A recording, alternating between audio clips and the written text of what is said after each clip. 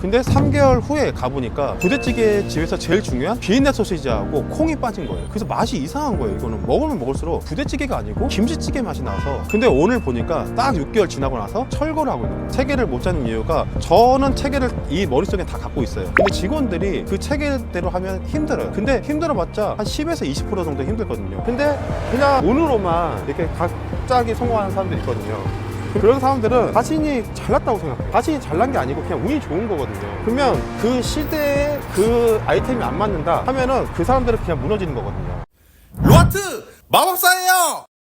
대표님, 이전에 직장 생활 하시다가 이제 직접 사업을 해보시니까 어떤 게 가장 힘드세요? 직장에서도 제일 힘들었던 게 있는데, 직접 사업을 해보니까 더 힘든 게 체계예요. 처음에 저희가 오픈했을 때 체계가 전혀 없었잖아요. 근데 그 체계를 잡는 게 너무 힘들었어요. 이전에 제가 알기로 대표님 관리팀이 계셨잖아요. 네. 그러면 나오셔서 사업하실 때 그래도 좀 체계 잡는 게 좀 수월하지 않으세요? 영업보다는 좀 수월했는데, 그래도 서류 종이 한 장 없는 회사에서 이 체계를 잡는 게 쉬운 게 아니에요. 업종마다 또 체계 잡는 게 다르거든요. 제가 전에 있던 회사에서는 법무팀에 있었고, 법무팀만 있는 게 아니고 다른 팀도 있었기 때문에 다른 체계까지 제가 서면을 만들었는데, 지금 이 행정사 사무소 마케팅 대행사를 하면서 전에하고 다른 체계를 잡으려고 하다 보니까 2년 반이 지났는데도 아직 체계를 잡고 있는 중인데, 이게 제일 힘든 것 같아요. 궁금한 게 이 체계라는 게 뭐 얼마나 중요한 건가요? 체계라는 게 한순간에 무너질 수 있는데, 그 무너지는 게 체계를 안 잡는다고 해서 오늘 당장 무너지진 않아요. 대기업 같은 경우는 3년, 이런 중소기업 같은 경우는 1년, 그리고 자영업자, 치킨집 이런 데는 6개월 안에 그 효과가 나온다고 보고 있어요.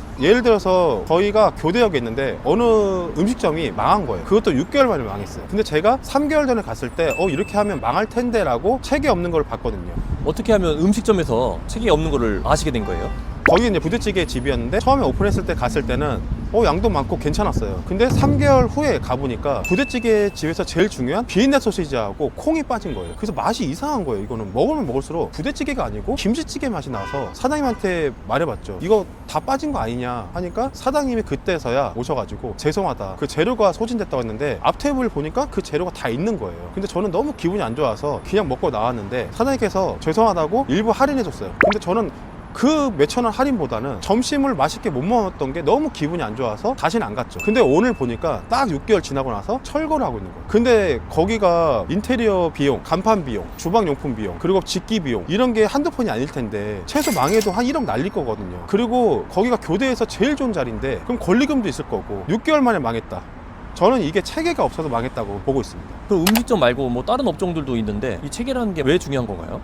왜냐면 사람들이 요즘에 되게 똑똑해졌어요. 그리고 온라인이 많이 활성화되니까 인터넷만 쳐봐도 다 나오거든요. 아까 제가 예를 들었던 그 음식점은 맛이 달라지면 안 돼요. 맛이 안 달라지려면 재료가 달라지면 안 되는데, 맛이 달라졌다 그러면 사람들한테 소명을 좀 하고, 그리고 죄송하다 이렇게 말을 해야 되는데, 그냥 눈 가리고 아웅이죠. 그냥 자기 숨기기 바쁘고. 반대로 바꿔보면 옷가게에서 똑같은 디자인인데 재질이 바뀐 거예요. 모직으로 해야 되는데 모직이 아니고 이건 폴리에스테르로 바꿔버려가지고 똑같은 디자인을 한다. 이거 100만짜리였는데 폴리에스테르도 100만원이다. 그러면 누가 가겠어요? 그리고 제가 또 세무사를 많이 이용해봤는데 일반 사람들은 잘 몰라요. 근데 도무지 저한테 오는 피드백이 전혀 없어서 세무사를 이번에 바꿔봤어요. 바꾸니까 제 장부가 개판이라는 걸 알게 됐죠. 그런 것처럼 체계 없는 세무사한테 맡기거나, 체계 없는 음식점을 가거나, 체계 없는 옷가게를 가게 되면은, 우리는 원하는 거는 맛있는 걸 먹고 싶고 좋은 재질을 입고 싶고 좋은 서비스를 받고 싶어서 그만큼에 대해서 돈을 지불한 건데, 결론적으로는 서비스가 달라지면은 누가 그걸 가겠어요. 그게 저는 체계라고 생각하고 있습니다. 그러면 이렇게 체계가 좀 잘 잡혀 있다고 느끼신 그런 회사들도 좀 있을까요?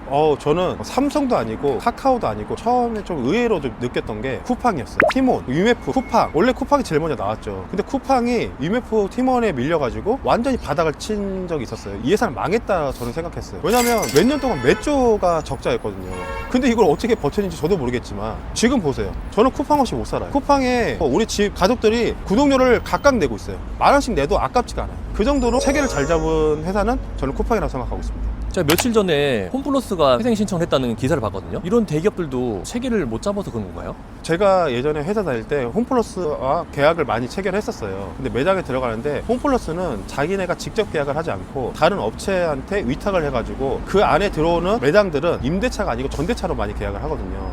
그래서 왜 여기는 전대차로 계약하지? 했는데 그때 당시부터도 저는 왜 홈플러스 들어간지 이해를 못했어요. 근데 회사에서 하자고 하니까 했는데 체계가 없는 거를 너무 느꼈고, 그리고 변화가 없어요. 그냥 옛날 그대로 그런 방식으로 그냥 갔는데 혹시나 했던 게 역시나 지금 무너지고 있는 상태죠. 대기업이 몇 천억 마이너스를 몇 년간 봤다고 그런 거 가지고 되게 찡찡거리면서 회생 처리한다? 저는 이해가 안 가요. 쿠팡을 보면 매 조가 몇 년이었어요. 그럼 전에 분명히 홈플러스도 흑자였던 시절이 있었단 말이에요. 그럼 그 돈 다 어디 갔냐고. 흑자가 있었으면 적자 거를 메꾸고 다시 일어나야 되는데 일어나지 못하고 거기에 대해서 무너지려고 하니까 그거로 봤을 때는 체계가 전혀 없다는 거 느끼는 거죠. 그럼 그렇게 큰 회사들도 이렇게 체계가 없는 거는 왜 그런 거예요? 그러니까 두 가지가 있어요. 큰 회사들은 체계가 없는 거는 고인물이 너무 많아요. 그러니까 고인물이 많다 보니까 저도 이 조그마한 회사를 운영하는데도 체계를 못 잡는 이유가, 저는 체계를 이 머릿속에 다 갖고 있어요. 근데 직원들이 그 체계대로 하면 힘들어요. 근데 힘들어봤자 한 10에서 20% 정도 힘들거든요. 우리가 헬스 운동할 때도 그냥 이렇게 앉아서 누워있고 하는 것보다 그냥 서있고 그리고 뒤꿈치 들고 있고 그렇게 10% 20% 하면은 항상 운동이 되는 것처럼 체계를 잡으려고 할 때도 조금 힘들어요.